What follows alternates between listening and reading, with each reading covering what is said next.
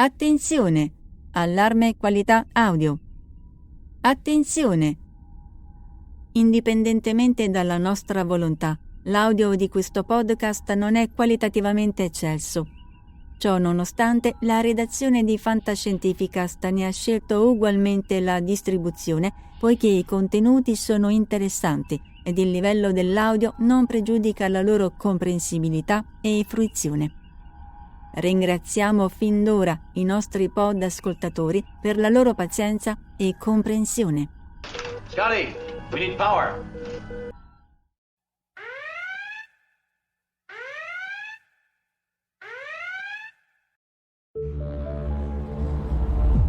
FantascientifiCast, podcast di fantascienza e cronache dalla galassia.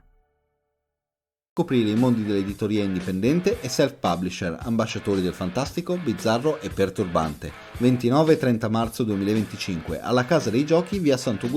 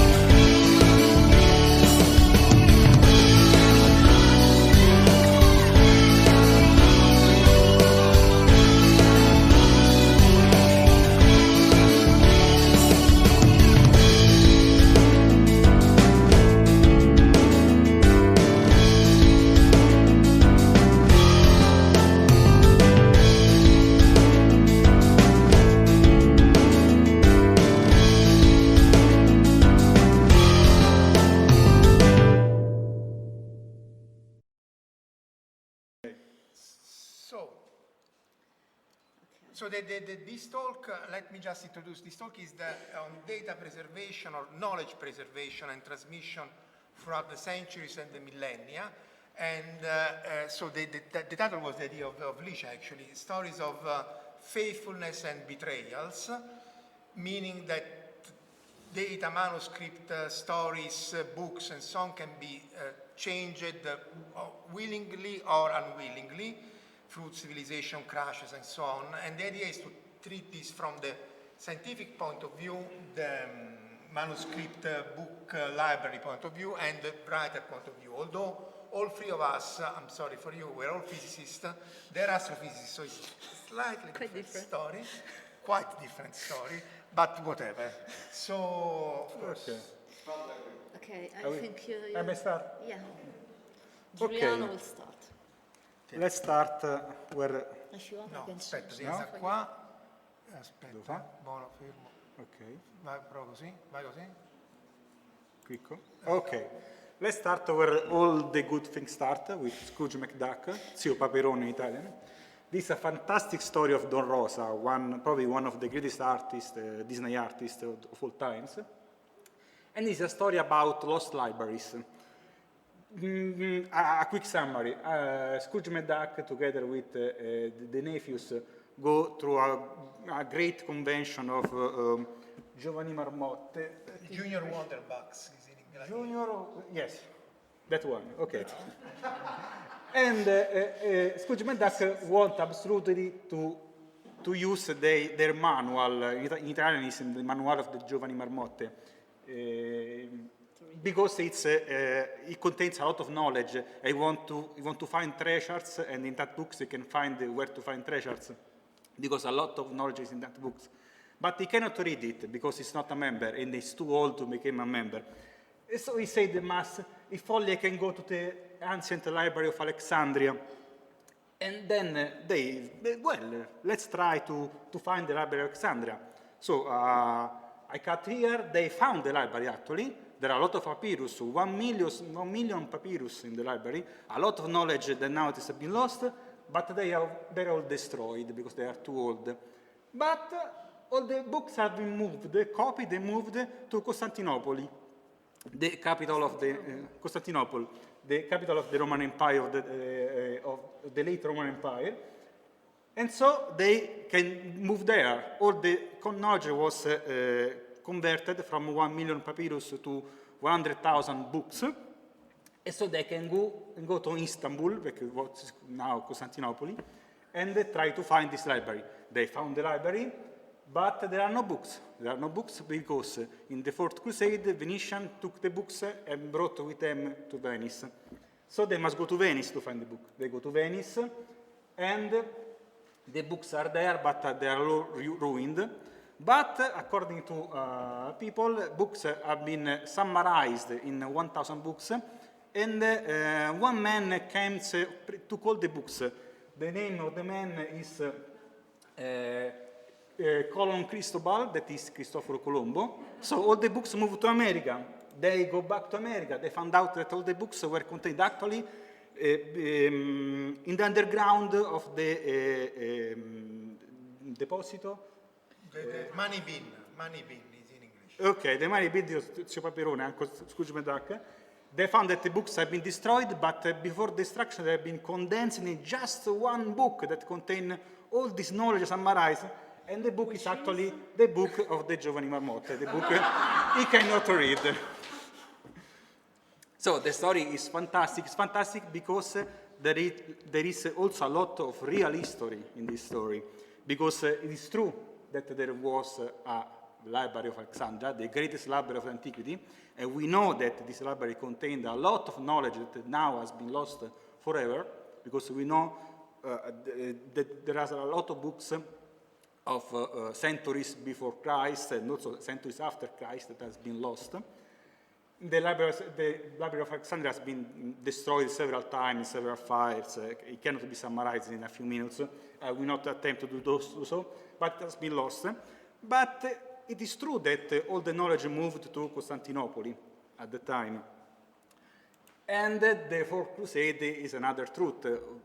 A lot of knowledge has been destroyed during the Fourth Crusade when the Venetian and what they called the Latins took Constantinople.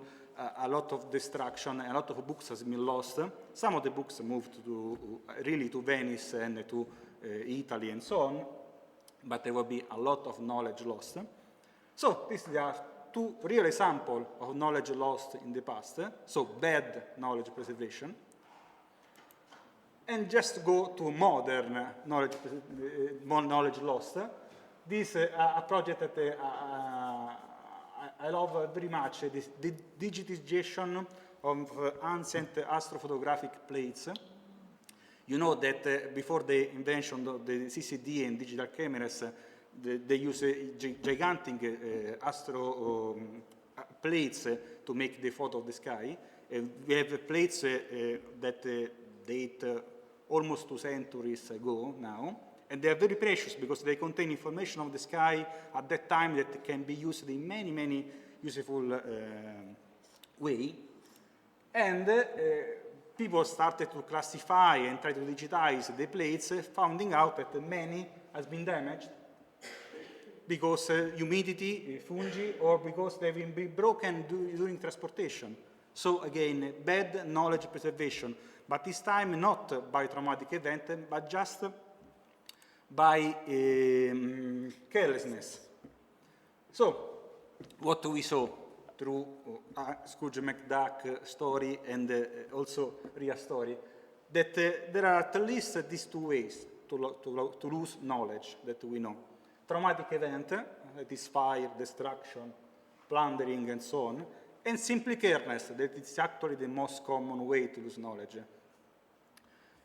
And what about knowledge transmission? We saw also this in the story of Scrooge McDuck and Don Rosa. You can transmit, you can preserve knowledge, for example, copying books, but there are two ways to do so. The first one is lossless transmission. You want to preserve the data without losing anything. And that's really, really difficult, even in modern times. We will talk about this a little. The most common way is the lossy compression of the information. You compress the information, so obtaining a few books that can be more easily preserved, but that contain less information, of course. So what's the best compromise? What can we do to preserve knowledge? And I will close for now just with these slides. There is also the problem of the support, where to write knowledge. The support has evolved during the centuries, the millennia. We started with stone, then papyrus, then parchment, then paper. Now it's a mix. We use iron, we use many other components to preserve knowledge. And in this process, also the amount of data increase from kbyte, I would say, the ancient pictures, to megabytes, the books, to gigabytes, terabytes, and even petabytes. I will talk a little about Gaia and the Gaia archive with more or less 1 petabyte now. That is 1,000 terabytes. So a lot of data, a lot of ways to lose knowledge, a lot of ways to try to preserve knowledge. These are the topics that we want to talk a bit today. Okay, so actually, for those who don't know him, you should.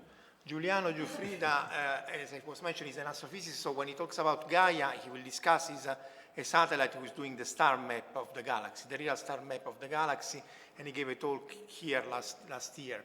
Yeah. But he also works at the Vatican Library, where he is employed in the IT department for the digitization of manuscript and the preservation from the old parchments for the future. So he has this dual role of and that was the talk of 2 years ago here in Deepcon. Yes. So previously on Giuliano Giuffrida.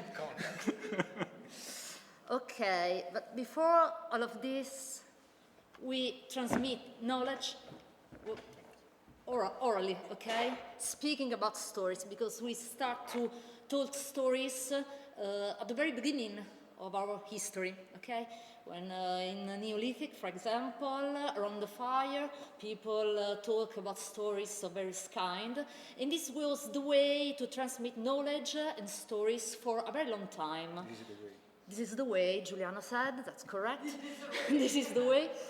And so, for example, all the mythological poems have been transmitted in this way until the time someone decided to put on words, on the written words, okay?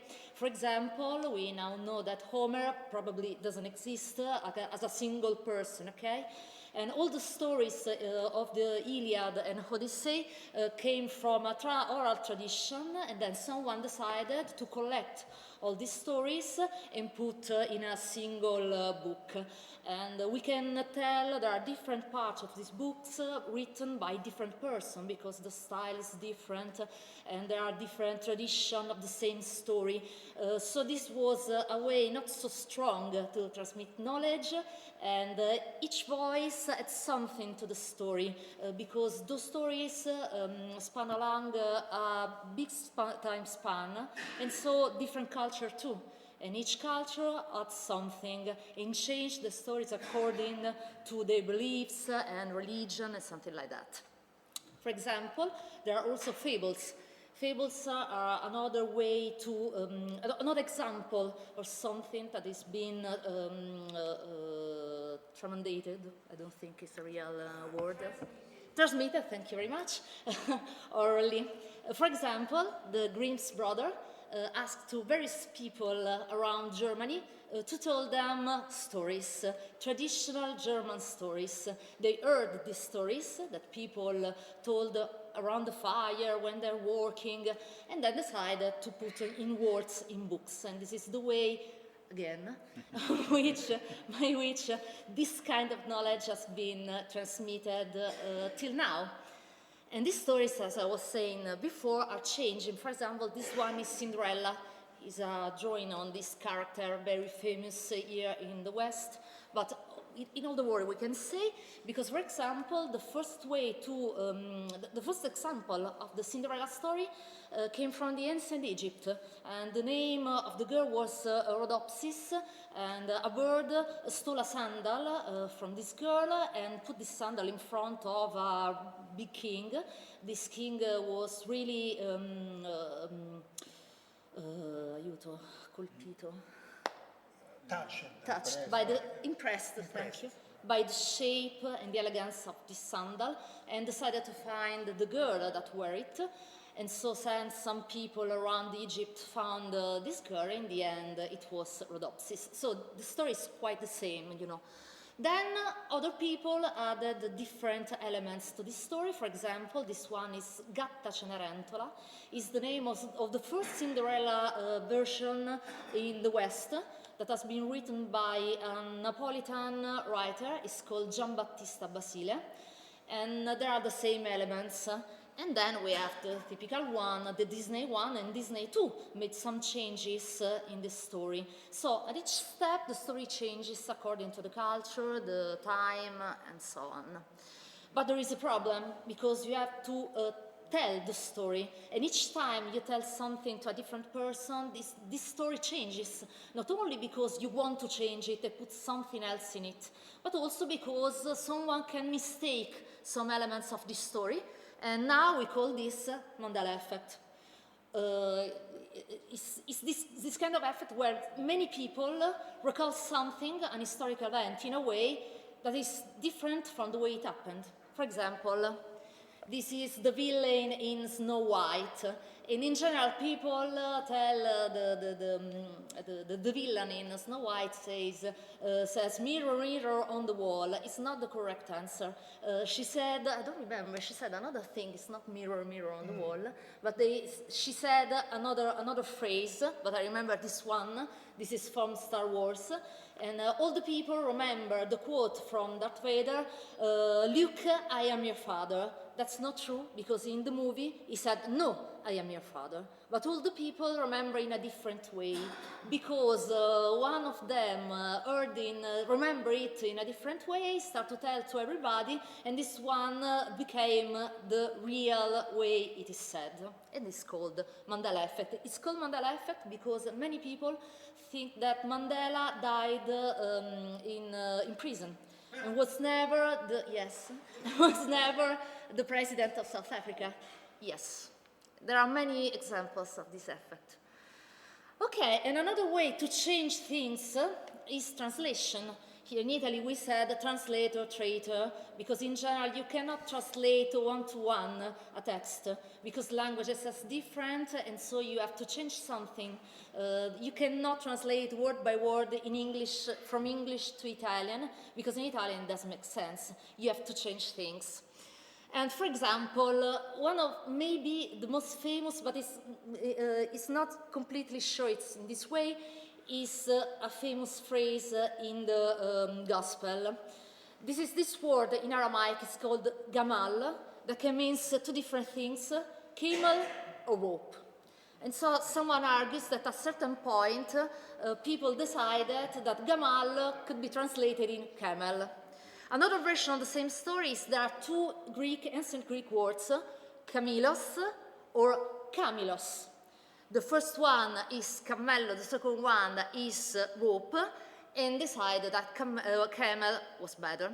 And so we have this very famous phrase from the Gospel: it's easier for a camel to go through the eye of a needle than for each man to enter into the kingdom of God. Some people tell this a strange metaphor, the camel inside the eye of the needle. Maybe it was something different. This is the explanation some people give this strange phrase for us, okay? Even if there are other examples of strangest metaphor inside Bible concerning elephants and very small items where the elephants can go inside. So maybe is in fact camel, we don't know.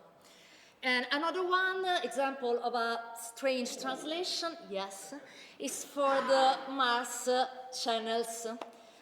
discovered by Schiaparelli. Yes, Schiaparelli is a famous, important Italian astronomer.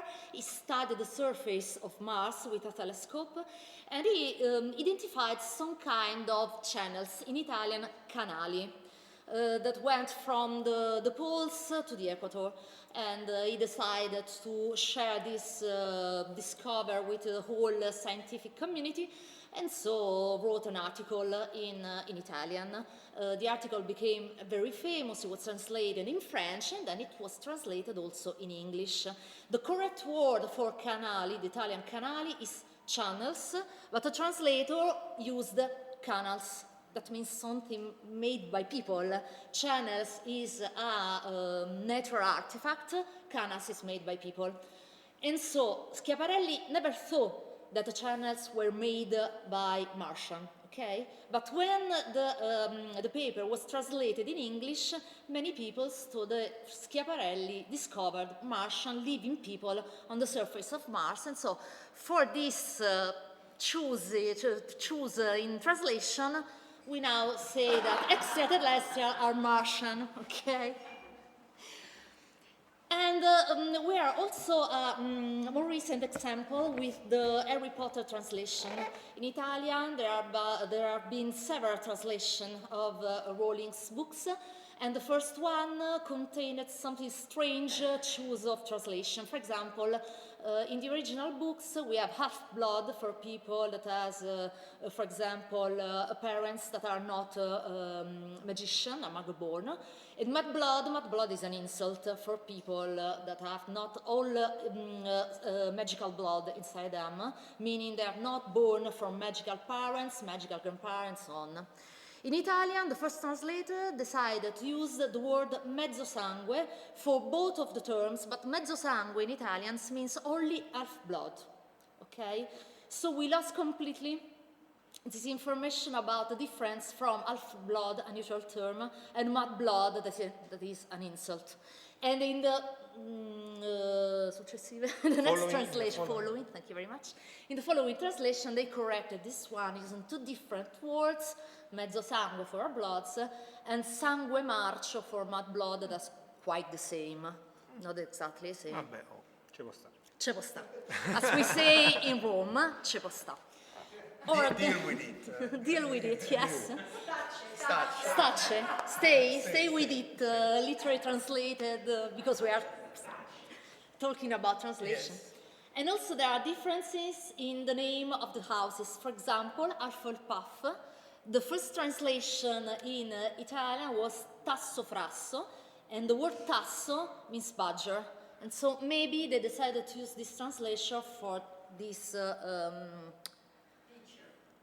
picture of the house that has a badger in it. And the most famous maybe is Dumbledore. Dumbledore is some kind of, is related to Bumblebee, Rowling said, meaning that he's a guy that's always active, meaning many things at the same time. In Italian, they decided to translate it in silente, silent, exactly the opposite, because the translator wasn't able to understand the connection between Dumbledore and Bumblebee. And now... It was not obvious, eh? No, it was not obvious, but the translator work is a really tough work, we have to say. It's really difficult, it's really hard to translate something in your own languages. As you can see me speaking English. No, but she translated Jonathan Stroud, so she's also not only a writer but also translator. Yeah, only for Jonathan Stroud. If you don't know him, he's a great English fantasy writer, and now it has been made a show, a Netflix show about one of my most beloved series by Jonathan Stroud, Lockwood & Co. Okay, I close this part. And we are not even touching the Tolkien translation in Italian. Yeah, absolutely. I was wondering if to speak also about or Evangelion translation, even worse. Evangelion translation is something really... I was enjoying Evangelion translation. It was really fun. Yeah, it's only fun because... okay, maybe we have to... No, go ahead. Okay.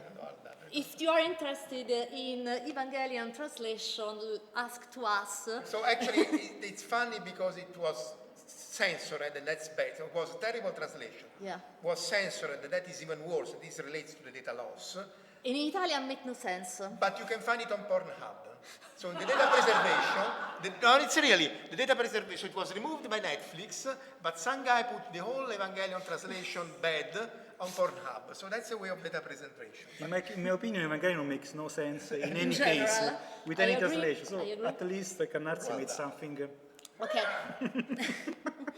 This is a very recent case of knowledge transmission, I think, because we said from what I said before that in general stories can change, especially when the transmission was oral, and so every people changed something. So Cinderella started in Egypt with some kind of stories, and then arrived here to the present day, changed. What happens when the changes are made in the books of someone that is contemporary to us, because Roald Dahl died in 19th, I think. Okay. Not so many years. Not so many years ago. Because there is this case, maybe you've heard about it, people decided, the publishing house, Puffy I think is the name. Yeah, it's a branch of Penguin, I think, so a huge publishing house, decided to make new edition of Roald Dahl books, changing something. In particular, And the hair agreed of Roald Dahl. That's the problem too. sorry? Yeah, Yes, the foundation, the Dahl Foundation said it was okay. And they did it without saying, because a journalist, a Telegraph journalist, I think, discovered these many changes in Roald Dahl books. And these changes were made to make them less offensive, I think, because they thought there are something in those books that are quite offensive for us, for people reading them now. I made some example of this. For example, this came from James and the Giant Peach. The original one is this one you can see on the left.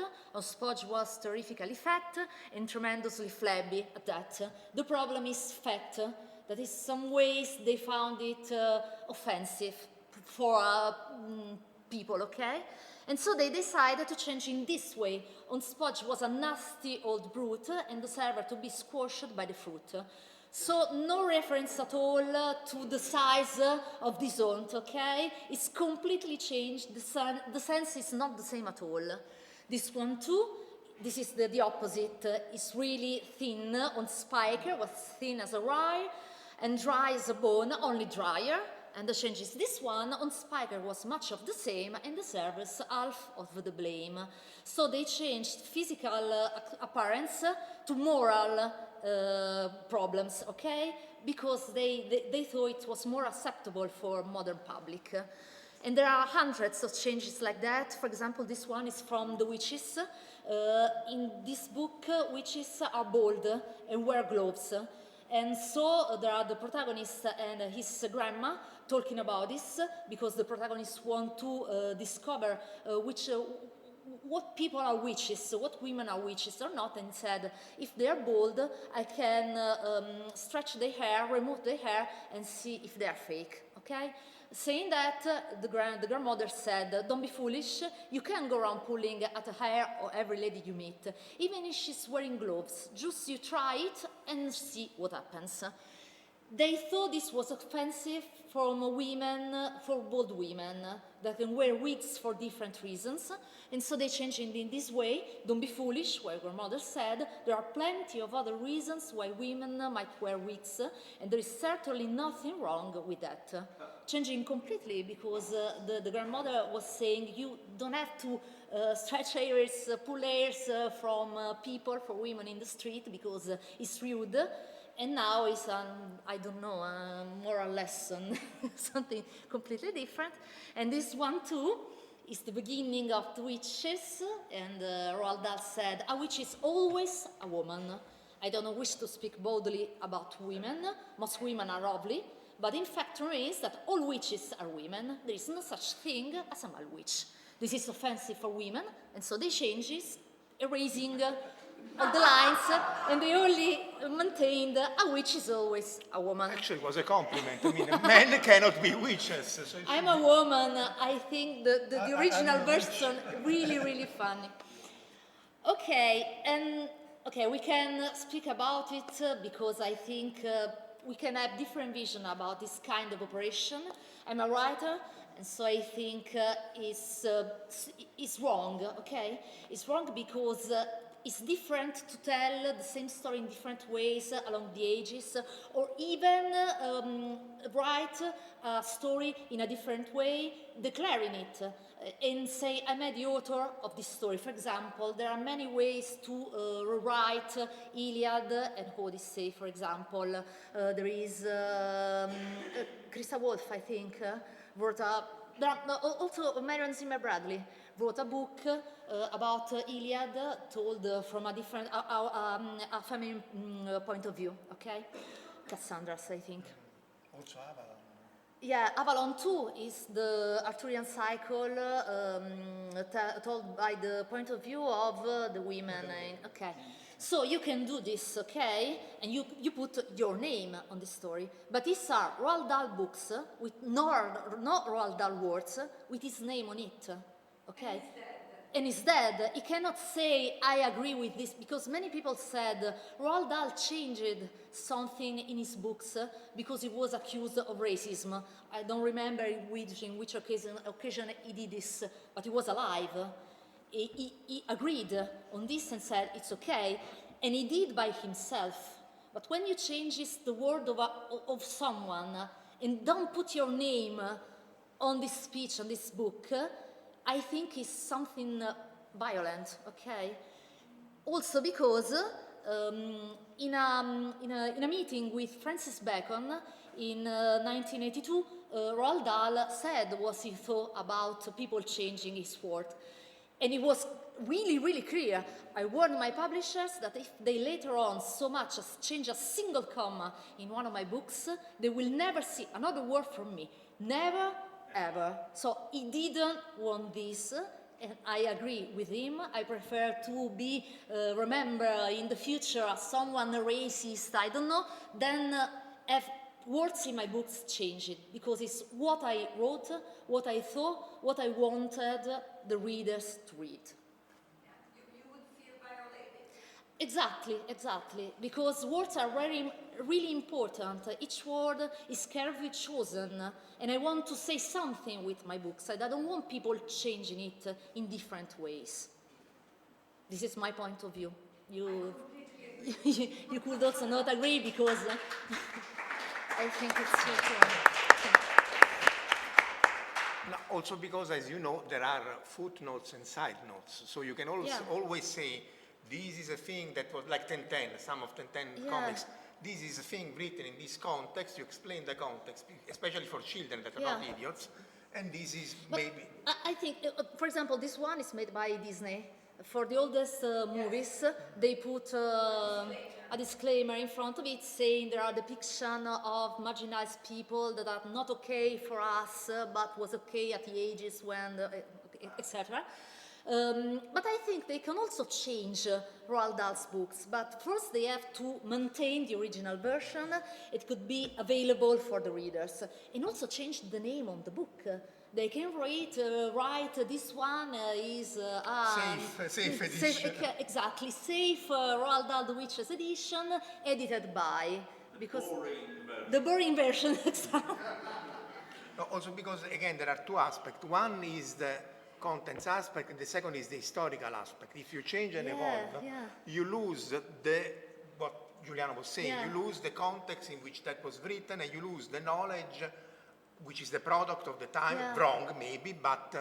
in Iliad... They also have tried editing the Goosebumps books by Roald Stein, and they said, stop that, I'm not done yet. They did this also for a Don Rosa story, when there was a depiction of African people that was considered offensive. Well, they cut the story.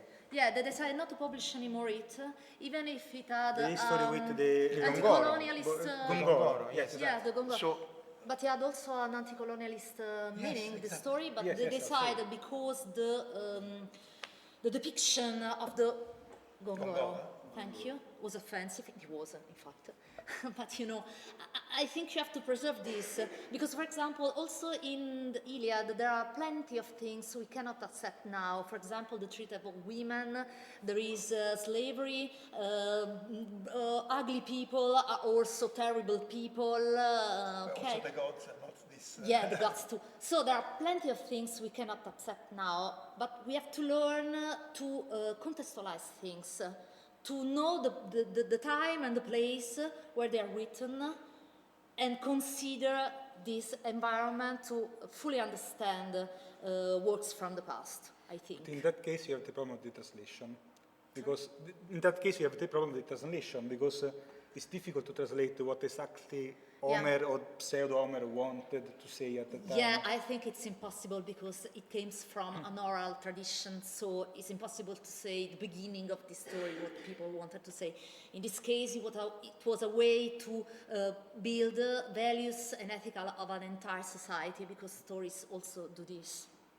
So there are also two aspects. One is that, so about the Gongoro, I guess you know this. So the Gongoro appears in the Karl Barks story where Uncle Scrooge stays at his darkest hour because he basically cheats this black person from Africa out of his money and so on. And then he gets cursed and he's followed all over the years by this thing.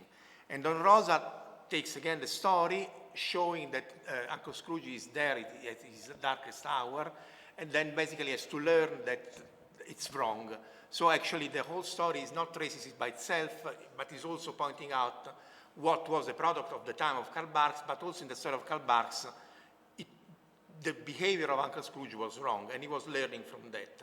And in general, since everyone now is correctly very careful about inclusiveness, racism, and not write things in the offensive way, this changing things is, I would call it like a temporal racism. So from the standpoint of this point of space-time, if you want to do it in physics point of view, I declare this to be the right time, and maybe it is, I'm not saying it's wrong, it's correct, but from the point of now, I decide that what was written in the past was wrong. And again, most probably it was, but then I have the right, I decide that I have the right to change this. And this has happened many times in the past, like the flat earth that we discussed last year of Tolkien, not written by Tolkien, of course, but was a fake story created by the Illuminists to show that in medieval time they were all idiots and they thought the earth was flat. And this has propagated over time. So it's very dangerous and very wrong because you are altering the story and scientific data, because then the book, one is the same is for these bad translations. Yeah, I mean, if you are changing things, you are changing history, you are changing a book, then it becomes a scientific object, a codicology that you know much better. So it's the way it's written, the glue, the way it's the format, the side note, the parchment, and so on. And if you change it, you are changing history or changing things or losing them. And you know the Doctor Who lost episodes again. You should try to keep all the information. And this is we are discussing this. I guess we will discuss tomorrow about the Doctor Who by Greta. But again, they were just erasing things, which is crazy. But you are losing a part of history, not only from the point of view of the story, because they sort of recover the story, but from the point of view of the context, the dresses, the sets, what they were doing at the time, how they were shooting things. We were discussing this morning with Gianluigi that for Deep Space Nine, they recreated the set with the lightning, how the light were done, and so on. So it's all part of data, of scientific data. And there is also some data. I mean, LASA did not lose so much data, but there was some high-resolution Apollo 11, not a landing, and they were very, very low resolution because they were basically being transmitted at high resolution, but then you had to convert them through the various formats all over the globe, and it was very, very poor, although then after restoration it was correct. NASA did not lose so much data, but in general, the problem of safeguarding and keeping this historical data, both for the historical point of view, for the scientific point of view, and for the technological point of view. There are all three aspects that you have to keep.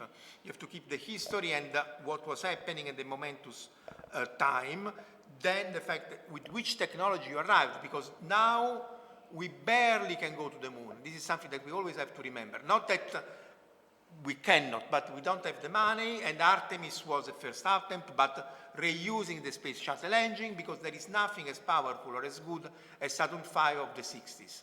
Because that kind of knowledge of that point was lost, and then if you want to recreate, you don't do it identically, you redo it from scratch with the new technology, but then it's a different story, and you don't find that kind of data archive where you have the technology description. So these are other videos. Again, left is the original one, and this is what you were looking at on TV. And so you restore this. So now NASA has learned this, and all the agencies, they basically, especially for astrophysics and astronomy, they force you to make all the data available. So even if you are the PI of an instrument, of an experiment, whatever, all the data have to be made available, processed in a format that everyone more or less can process, and then Giuliano will come back to it in a moment. And this is on the NASA archive, and this is the Italian Space Agency Space Science Data Center, where is it? Ciprini, who was here this morning, is also part. And all the data from our missions, for instance, Pamela is our mission that we launched in 2006 for 10 years on the Resource satellite. All the data are there and you can access them. Because otherwise, it has happened in the past, the person who knows how to treat this data disappear, and then these are lost. I mean, you have the data physically there, but you cannot read them. And the same might happen anyway by having this kind of information, which is petabyte. It's stored online, it's stored on the cloud, but this is something very, very dangerous that we are doing. And so, for instance, with Gaia. For that concern Gaia, Gaia is producing the richest, larger map of the sky ever made. It's publicly available. It's really, really rich. This is a summary of some of the content of the catalog. Almost 2 billion stars. With the position, with the position, velocity, classification, astrophysical parameters, a lot of information, many dimensions. So even the reduced data, the final data are really complex. And for that concern Gaia, you have also to preserve the raw data and the intermediary data, because when the satellite acquired the data, then you have to combine the data to produce something, and then you have an intermediate data. Then you have to process again and obtain another intermediate data. At the end, you obtain the data used to produce the catalog. All these steps must be preserved, because you may want to go back, because perhaps you made some mistake, or you can do something better. And we are talking about a huge complexity of data, about 1 petabyte, was what I was telling before. And the Gaia community is now discussing how to preserve all this data, because they are quite complex, with a lot of documentation. And I saw many archives in my short career, I would say. I'm not so old. Not so short, it's getting longer. Not so young. Yes, not anymore. Okay, I will not say I'm young. I will not say what archive, but was this huge, fantastic archive, and a man showed to me, here we have the raw data that are highly complex, compressed data, and on the other room, in the other server, there are the documentation to access data. Why you are keeping this separated? They must be joined, they must be always together, because without documentation, the data is probably unreadable. And that's an important lesson. If you want to preserve the data, you have to preserve also the documentation. Or the data must be self-documented. It's another magical word for data long-term preservation. Data must be easy to understand even without documentation. But if you cannot, please make the documentation near the data. In this sense, the manuscript at the Vatican Library are using a format. Yes, if you remember my talk of 2 years ago, in the Vatican Library we were using the FITS file format for data preservation. It's a format used for images, so the digitized manuscript. And the FITS file format is quite peculiar because it's self-documented. Basically, in the first bytes of the file, you have an ASCII codification, that is the oldest and most common codification in informatics. and it's quite easy to reconstruct even if you don't preserve the conversion. But a wise man can easily understand how to read the first bytes, and the first byte you basically have the instruction to open the image. So there are many archives. There is the Hubble archive, and again, the point is not for the next 10 or 20 or 50 years. With the manuscript, we are talking about things that date back 1,500 years in case of the Vatican Library, or even older in case of the Pompeii papyri. And they have, again, three levels of importance: the historical importance, the literary importance, and the scientific importance. The people are still accessing and looking at the sunspot diagrams that were done in the 17th century, even earlier, because they have relevance for science now. There is a colleague of ours, Valentina Penza at Tor Vergata, who has been published recently a paper, but there are hundreds of these, going back 500 years to look at the sunspot number for the solar activity, because these are relevant both for the space weather, which means how the solar eruption can damage our infrastructure of satellite and ground infrastructure, but also for climate. There are other papers that go back to the 9th century of China. So this is the but there are many of these, 960 to 13th century, sunspot number, aurora, which was called the red vapor, how it was recorded in the various archives. So this is something that, of course, now the way to do it is putting it online and in the storage of the computer and so on. And we discussed yesterday the simulation part and the storage of the computer, but this is a very, very dangerous thing that can be fragile. It's absolutely not obvious that 100 years or 500 years from now, the knowledge will be preserved. And of course, at this point, actually, I would go back to you with, with this. Oh, you made me a trap. It's Yes, a trap. it's a trap. Okay. We are joking between ourselves because this one is my favorite book, The Name of the Rose, and I read it 20 times, I think, in general once per year. And it's about the preservation of knowledge because it's set in this abbey in the north of Italy, where there are these monks that have this task to write an ancient book in order to transmit transmit knowledge. Actually, they don't use, that's very interesting, but you know this. In medieval time, they were just preserving and transmitting knowledge for the future. Absolutely. Sometimes they even didn't understand what was written in those books, and they simply wrote them, copied them, and sometimes there are also some errors because the knowledge contained in those books was completely lost and was recovered only in our times when we were able to understand exactly the scientific content of some very old books. An interesting fact, especially in astronomy we have tables of observation made also by Greeks, by Romans, and there are several mistakes made by copies because they didn't understand the meaning of that number. A number in Greek are written with the Greek letters, yes. So it was easy to mismatch, to misunderstand some letter, and propagate mistakes over the centuries. And actually, the number of mistakes is an hint of how old is that copy of the table, because few mistakes mean that it's old, because there were still people alive that can understand and say, no, this is an error, it's correct. And the example I gave you at the beginning of my speech, the camel, was probably an error in reading the word, in copying the word between Camilios and... Ma io credo non l'ho fatto. I don't remember exactly because I studied ancient Greek, but it's not so often you find a word like chameleon in the place you have to translate. But it was a copying error, probably. Ma looks also to Padre Nostro, the pray. Yeah. It has been changed. It has recently been changed. I don't know in English how it changed, but the Italian version has been amended to make it more politically correct. It's more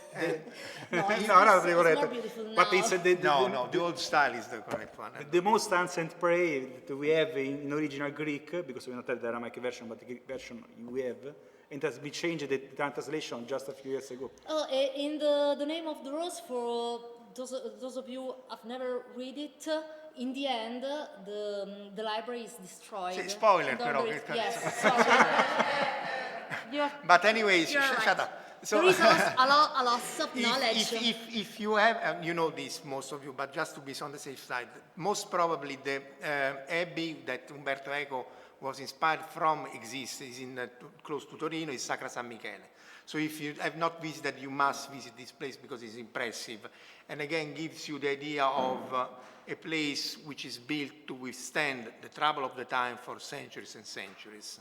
And actually, our time is almost over, but there are many things that have been lost, but I want to show you one science fiction, this one, quote, which is a canticle for Leibowitz. This is 1959. It is how, in this case, a future church survives and preserves knowledge, exactly as was done in medieval times, for another 2,000 years, up to the next catastrophe, in the US, in the former United States.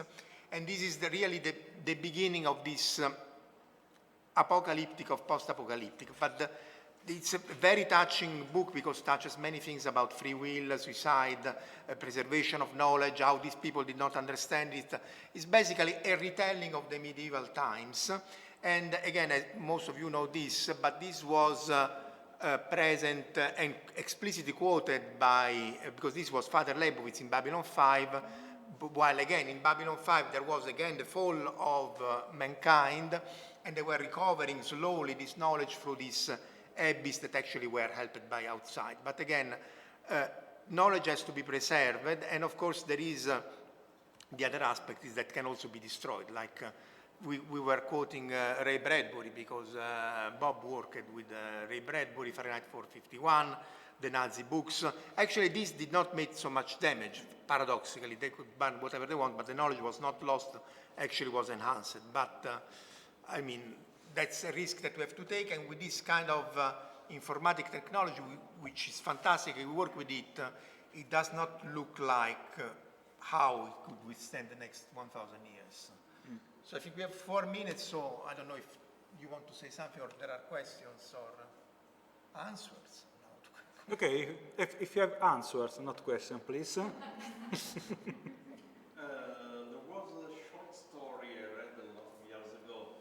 I sometimes find again the title, but then again forget it again, where there is a Third World War, and the survivors start rebuilding technology and science from the books they find, and so they start rebuilding steamships, airplanes, and one of the books they find is the Starfleet Technical Manual. So they all start building starships, working starships.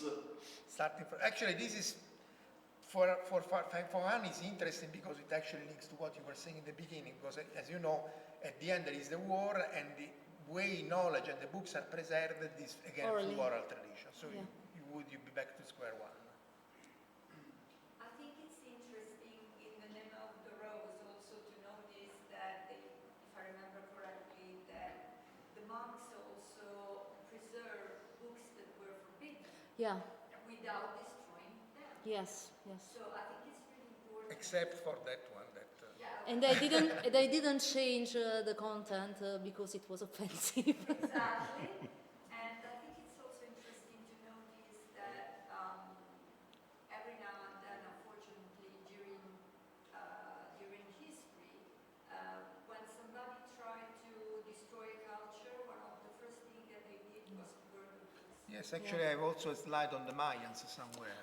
So we have only two. Francesco? I have a question related to the authorship. As we see the rise of artificial intelligence, writing, translating text, what would happen and what would be the scenario when we cannot really track the identity of the author or track the changes, or when the amount of data will not be just written or produced by humans, but also by non-human entities? This is a huge problem, I think. And I've not yet, yeah, I have to be careful. I've not yet tested the ChatGPT, for example, so I don't know how efficient they are in producing texts. I've seen they have problem. They can answer to the question, but sometimes they are wrong about it. I think because they cannot improve their knowledge via internet or something like that. So the only purpose is to answer to someone, mimic a human answer. So I think for now this is the purpose of this kind of AI. But probably it will improve, and I don't know, we have to find ways to recognize something made by humans and something made by AI. Could not be easy, I think, because we already have this problem in general with image manipulation, for example. The name of the software that can... No? The other one with the videos, you can... Deepfake, thank you. For example, for deepfakes is a huge problem. For now, Midjourney, in some ways you can find, for example, the number of the fingers, because there is a problem that too. was V4, now you have V5. Right, 5 fingers. It's okay. Yes, now 5 fingers. So, but I think what worries me is that people is not asking this kind of questions. So we are one step back from the technology. We don't ask ethical and practical also question about this kind of technology, and we should start because... We just did. Huh? We just did. Yeah. The dubbers and all the dubbing, Yeah. the dubbing world, the Italian dubbing world just was on strike for 3 weeks. Yes. Because there is now this huge problem also with AI. Yeah. AI. Because for the first time, we have to sign as no, sì, no, che faccio io, l'adatter. Adapters and dubbers Yeah. have to sign not a non-disclosure agreement. We have to sign Liberatorio. grazie, come si dice? I don't know. Well, we have to sign a contract, let's say, Yeah. in which it is said that they can use Your work to... yes, exactly, the adaptation and the voice of the dubbers to feed Sì. the Yes. artificial intelligence. Yeah. And for the first time, an artificial intelligence dubbed using, of course, the words, the voices of 2 dubbers without asking the dubbers, Wow. of course. They just dubbed 2 sentences only, of course, of Rick and Morty. Wow. So you can imagine that the 2 dubbers were really upset. And Yeah. so just 1 week ago, there was the first meeting with the Italian Minister of Culture. Now. Yeah. It seems that he took this question, this problem Yeah. at heart, because what we are saying, of course, is if you want to feed the artificial intelligence, You have to our ask. work, you have first to ask. Yeah. To ask me if I agree, and if I agree, you have to pay me. Absolutely. Because there is also a huge copyright problem. Sure. Concerning the copyright of the Midjourney, for example, produce image, but also of all the images used to train. Thank you, to train the AI. And so, yes, it's really huge. Thursday we talked about Midjourney, Yeah. GPT, also here. Ok. Allora, il tempo è finito già da tempo, siamo un quarto d'ora in ritardo irrecuperabile, le lamentele sindacali di Flora dopo. Dobbiamo chiudere, Emanuele. Deve essere un secondo la domanda. Ted Chiang in the New Yorker write an interesting paper. ChatGPT is a blurry JPEG of the web. Okay. I suggested to read it because Okay. it's an interesting point of view about that connect the problem of the loss of data and the problem of the ChatGPT and Midjourney AI. Okay, thank you. Thank you very much. Okay. Grazie. FantascientifiCast, podcast di fantascienza e cronache dalla galassia, è un podcast originale LatitudineZero. da un'idea di Paolo Bianchi e Omar Serafini con il contributo cibernetico del Cylon Prof Massimo De Santo, realizzato da LatitudineZero Media Fabric. Showrunner Omar Serafini. Sound design Fabio Marchionni e Julian Ziegler. Post-produzione Gismar Böhm. Creative producer Annalise Haas e Valentina Folkov. Coordinamento e promozione Verusca Sabucco. La voce di Val 9000 è di Valeria Barbera. Potete seguirci ed interagire con noi sul nostro sito FantascientifiCast.com, sul profilo Instagram FantascientifiCast, sul canale Telegram FantascientifiCast e sulla nostra community Telegram t.me/FSC Community, oppure scrivendoci all'indirizzo email redazione@fantascientificast.com. Tutti gli episodi sono disponibili gratuitamente sul nostro sito e su tutti i principali servizi di streaming on demand. Se volete sostenere il nostro progetto offrendoci una birra rumulana o un gotto esplosivo pangalattico, troverete tutte le informazioni e modalità nell'apposita sezione del nostro sito.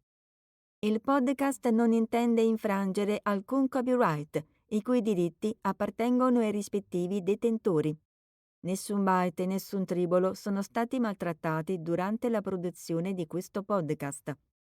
Val 9000 e l'equipaggio di FantascientifiCast vi augurano lunga vita e prosperità e vi danno appuntamento al prossimo episodio lungo la rotta di Kessel.